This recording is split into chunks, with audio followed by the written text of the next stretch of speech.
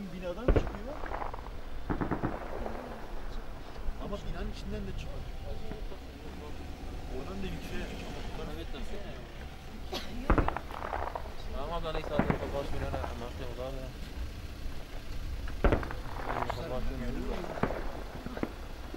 Tamam daha diyor kurban.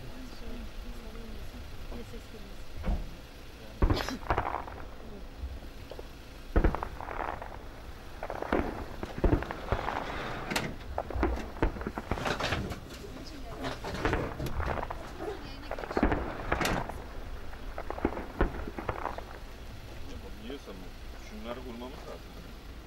Arabanın içine gidiyor. Yok girme yavaş yok. Yavaş yok.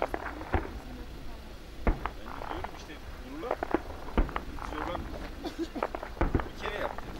Ya yaya düşüyor. Şunu şuradan baştan çıkaramayız. Yavaş yok. Yani yağışla başlarsan sakat olur yani. Şunları açmam gerekiyor.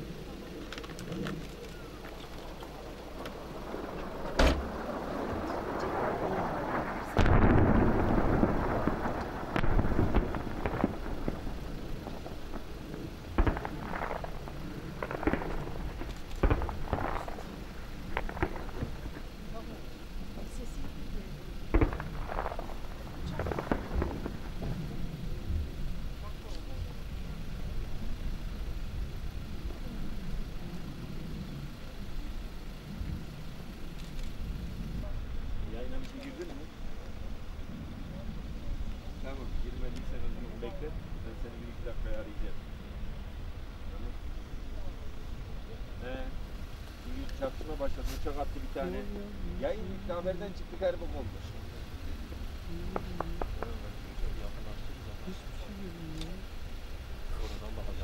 Buharlaşmış.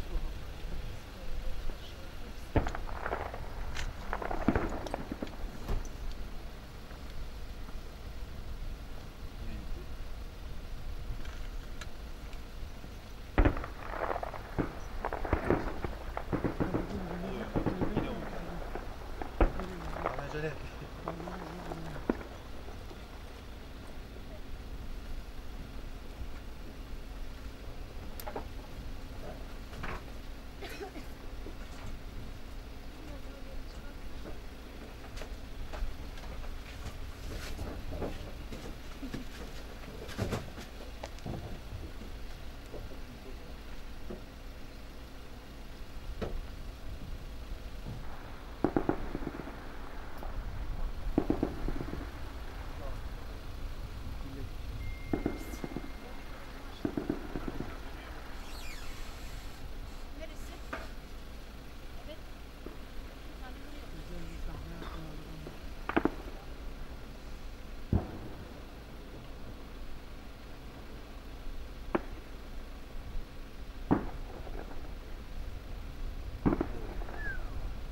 Attı.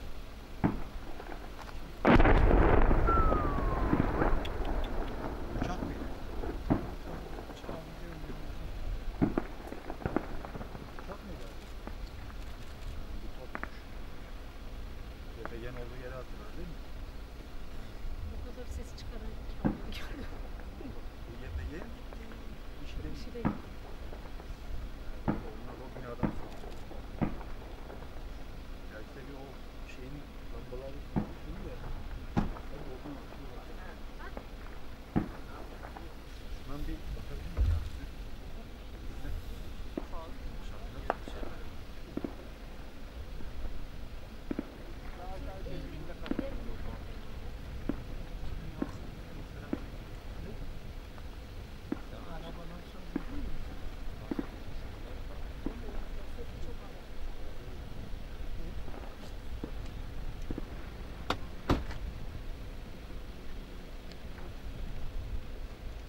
O keleş alttaki de Doçka.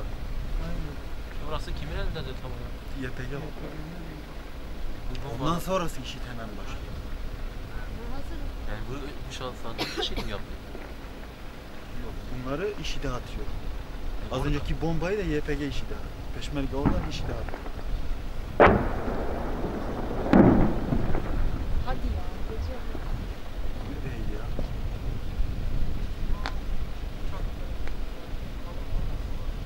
Bir de şeyin arkası ya. Ormanın arkası görünmüyor. Aldık sandım. قاعدة سهلة Saniye saniye.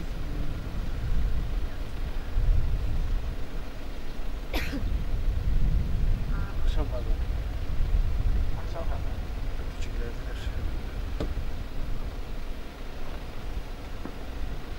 Nerede bizim çaldı? nerede?